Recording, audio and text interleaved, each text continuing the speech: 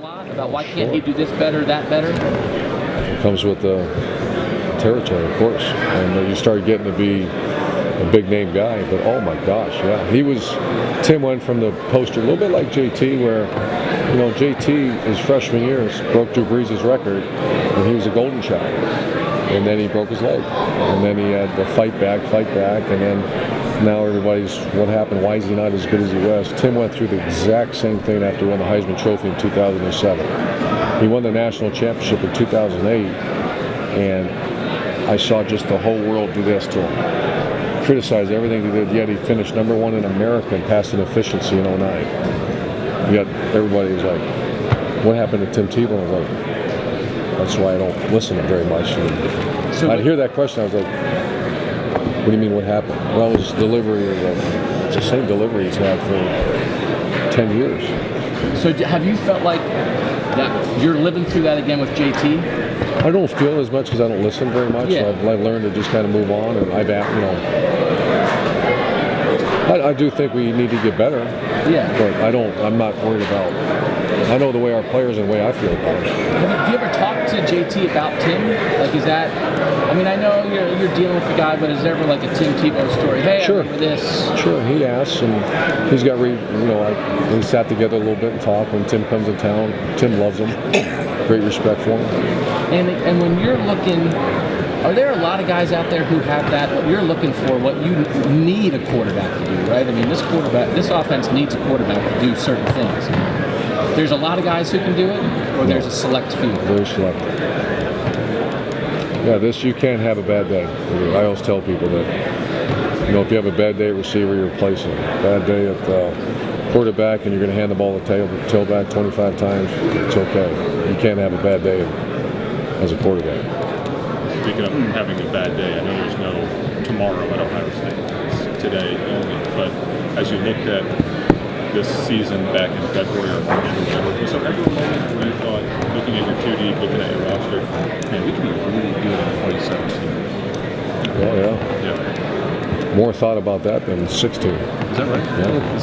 Is that something you attempt to avoid, or at least you would never? I try to avoid that all the time, but I'm always trying to build the roster a year or two out. I did. Marshawn Lattimore never played. Willie Cooker never played. Never played. When I say never played, never played. And they're elite football players.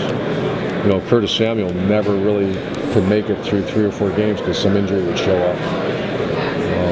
You're going to start a true freshman at left guard in the offensive line.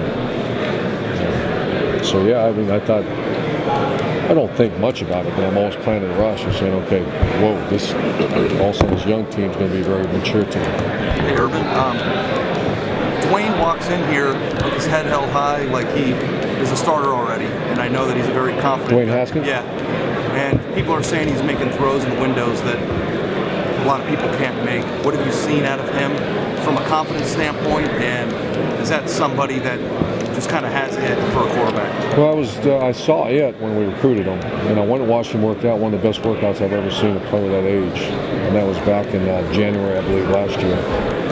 Very disappointed with him once he didn't take the backup spot. Joe beat him out, and then I saw him do this, like a lot of freshmen do. And then the last month and a half, he's been outstanding. He's got the fight back, and so he's got his chance to have a very nice career. One other thing, you guys have either signed or have a commitment from a 5-star player at every position but defensive tackle. And I was wondering what the breed is or why it's so hard or different when you guys are recruiting at such a high level. And obviously they're rare positions and rare to find to begin with, but why is it that they tend to be in the South, and why is it so hard to get one? Those are great questions. I think everybody, that's the premium spot, that defensive end and corner. Those are kind of, just look at the NFL draft, that's who's getting paid the most money now.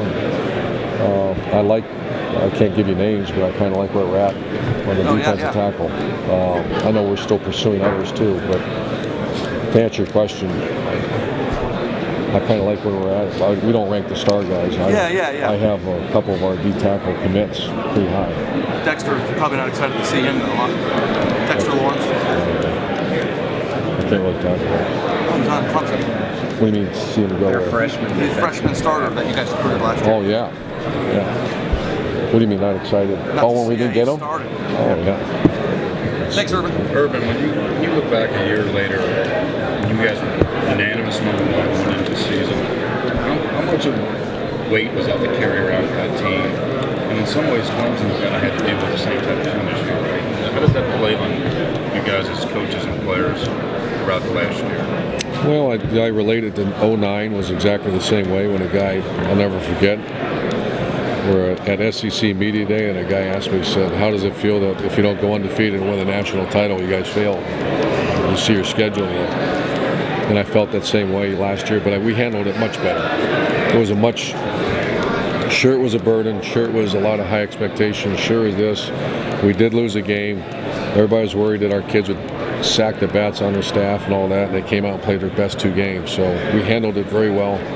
I still think it was one of the best teams in college football. The late second field goal, we lost in a bad weather game. So it's a burden, but it's also a burden.